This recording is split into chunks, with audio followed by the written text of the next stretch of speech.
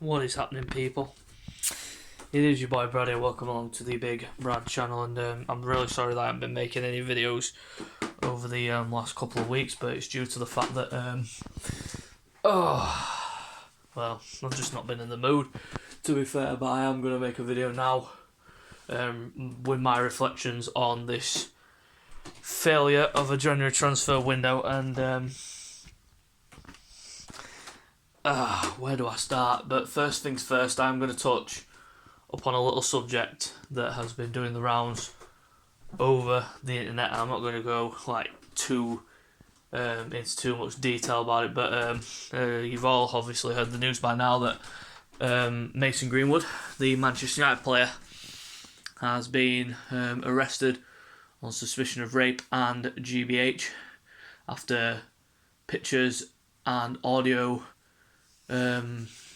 recordings were an audio recording was leaked online of Mason Greenwood's former, now it looks like, girlfriend, who had posted these images and put up this audio about Mason Greenwood. And when I first saw it, I was utterly disgusted by the fact that this had happened. And then we find out that Mason had been arrested due to rape and GBH. Amazing. Utterly amazing.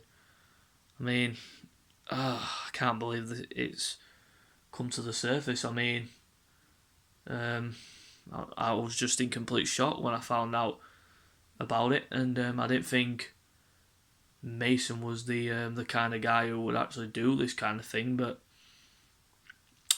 it still shocks me. But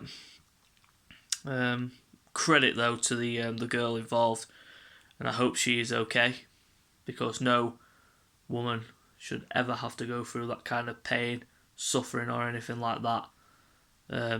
But it is sad to see this kind of thing happening. No one should condone violence of any kind, and I certainly don't condone it. And Man United did the right thing by suspending Mason Greenwood and removing all things about him off their official website. And they've handled it in a subtle way, probably the best way possible. But he remains in custody for questioning about what has happened. And all I can say is, I just hope that the girl involved is okay and gets the help that she needs. So moving on away from that whole Mason Greenwood situation, onto the transfer window itself, and an absolute failure. Let me just tell you this right now. I am absolutely disgusted at how this transfer window has gone. I mean, we were all hoping that something big would happen, and it was starting off pretty well. I mean, we were all gassed and hoping that Dusan Vlahovic, the Serbian striker who has been touted as one of the next big things in football, and he is, from his record in Serie A, it shows, but he's decided against a move to the Premier League, the best league in the world, to go stay in Italy and play for Juventus. Ridiculous if you ask me, but that's his option. And we had chances, Arsenal have had chances to sign players like Alexander Isak and Dominic Calvert-Lewin and all these other players who have been linked to the club, aka like centre midfielders like Arthur Melo, Douglas Luiz, loads of players linked as usual. As you get in the transfer window, you get rumours and links and such like, and nothing came off at all. And but the one transfer that I am utterly bewildered by, and I know most people will be questioning my comments about this, but it's the Pierre-Emerick Aubameyang to Barcelona transfer. It was on, then it was off, and then it was on again. It was a rollercoaster ride. He arrived in Barcelona, even though we were still in talks and there was nothing agreed at all, but that was due to visiting family who lived on the outskirts of Barcelona. Then all of a sudden, we were in advanced talks, and it was seemingly like it was going to be a loan, straight loan, till the end of the season. But then the deal collapsed due to financial, the situation due to the percentage of how much Barcelona and Arsenal were going to pay respectively for Pierre-Emerick Aubameyang's wages. Excuse me. And it looked like it was gone. But then all of a sudden, out of the blue, Barcelona agree a deal, permanent deal, with Arsenal to sign Pierre-Emerick Aubameyang. And it's a free. I mean, paying that kind of money when we did for Pierre-Emerick Aubameyang 4 years ago to the day, when we signed Aubameyang from Dortmund for £60 million. And I remember that day better than anyone. And the video when Mkhitaryan was in the video saying, "Yo, Pierre, you're coming out here," and then it was all revealed.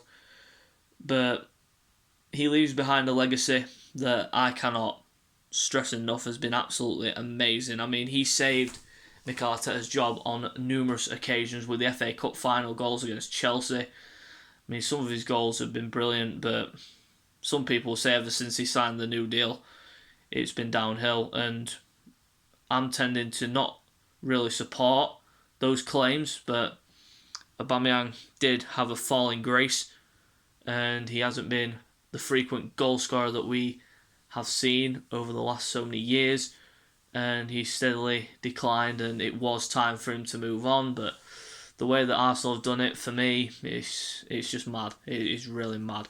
Letting him go for free. I mean, yeah, it saves us 25 million for his wages, but that's by the by. And I mean, I just don't know. But then obviously, we've gotten rid of lots of players this window. I mean, players like Maitland-Niles and Flo Balogun, who's gone out on loan. Pablo Mari on loan again. Most of these are loans. I mean, Chambers was a random one that came out of nowhere to Aston Villa when we fucking got Cedric as a backup right back. And I mean, for me, when the window started and there was AFCON and all that, we needed these three positions. For me, these were the main positions that I think we needed to strengthen. Mainly striker, definitely striker, because we were lacking in goals. A central midfielder and a backup right back. But we haven't got any of them. And it looks like we have got two players for the summer. A guy from, fucking Stan Kroenke's fucking football club over there in America, Colorado Rapids. Some guy called Trusty, I don't even know anything about him. And then obviously the deal for a goalkeeper, Turner, coming in from New England Revolution as well. That looks like that's done as well. So, but an absolute failure of a window, and Edu should absolutely hang his head in shame. He should absolutely hang his head in shame. I mean, he's had a full day to get someone over the line. I mean, all it took, if we were to go after Alexander Isak, all it took would be to activate the release clause, and then that's it. Negotiations could begin, and then obviously terms could be agreed and such like, and then the player could come over to sign the... excuse me. He could come over, do his medical and such, and then sign the contract. And then the clubs could get the paperwork off to their respective areas of where they need to be. But we just lingered. I mean, I was watching Deadline Day for most of the day, and I was just keeping my eyes out and hoping and praying that something big would happen. And it clearly hasn't, and all Arsenal fans around the world, as well as in this country, are going to be absolutely disgusted by the fact that we haven't acted and done any business in this window. I mean, it's baffling. It really is absolutely baffling at why we haven't signed anyone in this window, especially when we need firepower up front. And I mean, the squad is lacking, really is lacking. I just don't get it. It just baffles me. It really does. And then letting Aubameyang go without a replacement, it just baffles me even more. But there's one transfer that I need to really, really talk about. I mean, it's not Arsenal related, it's Brentford. And they completed the signing of Christian Eriksen on a contract until the end of the season. I mean, oh my God. Where do I start with this? I mean, it wasn't so long ago as we were all watching live on television.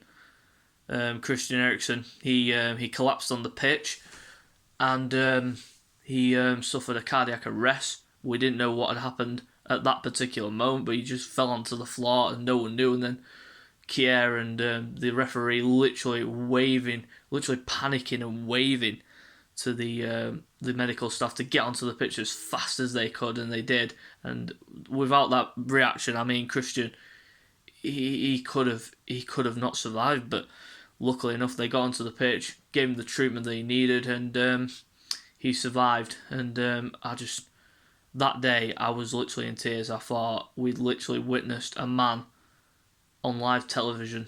I mean, it was heart-wrenching. But it was, when the images were released of Eriksen being conscious and in the hospital bed, it was music to my ears.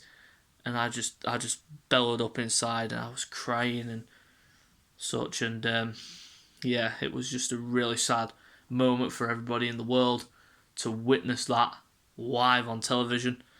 But now he has come full circle. He's had a heart defibrillator fitted, and obviously he couldn't continue playing in Italy due to that measure.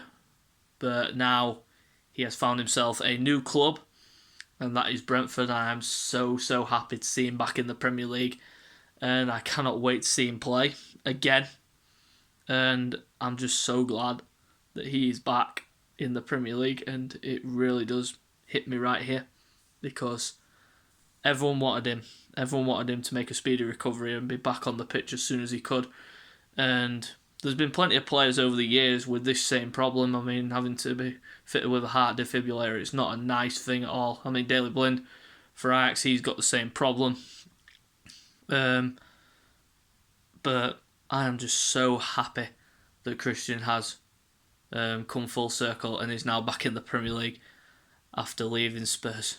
But it is a touching thing, and I was when it got announced, and you see Eriksen posting a video saying, "I've officially signed for Brentford. I hope to see you guys soon," with a thumbs up as well, just like he did in the hospital bed when he was recovering from his cardiac arrest, and it just brought me to tears. I mean, obviously I'm not crying on the outside, I'm crying on the inside. I'm literally flooded in my heart right now, because when I witnessed that incident, it literally left a hole in our souls, and we hoped to see Eriksen back on the field as soon as possible, and we are going to get to see Christian Eriksen at the Brentford Community Stadium and all the other Premier League stadiums around England. And when his name gets announced, I mean, it's going to be cheers all around, and when he comes out, he's going to get the biggest cheer possible for any player. But Eriksen, glad to see you back on the pitch, and hopefully we'll see you soon, Christian. But yeah, before I end the video, back to the Arsenal situation. I mean, I'm still writhing. I'm still literally angry at the fact that we haven't done any business. I mean, for a striker, we needed a striker, desperately needed a striker, because Lacazette and Nketiah are not enough for me to fire us up into the top floor at all. We've let Aubameyang go, our serial goal scorer, even though he's been rotted recently. And it's just sad times at Arsenal. But we hope and pray that we have enough to get into the top four. But for me, top five's a push at the most now for me. So I've just lost faith. So guys, if you do enjoy the video, guys know what to do by now. Hit the thumbs up, subscribe to the channel for more content, and hopefully when the football resumes, Thursday the 10th of February is when Arsenal next play, and that is against Wolverhampton Wanderers, and it is live on BT Sport. So guys, stick around for those videos for the preview and predicted lineup, and then the reaction and player ratings. So guys, until next time, we shall see you later.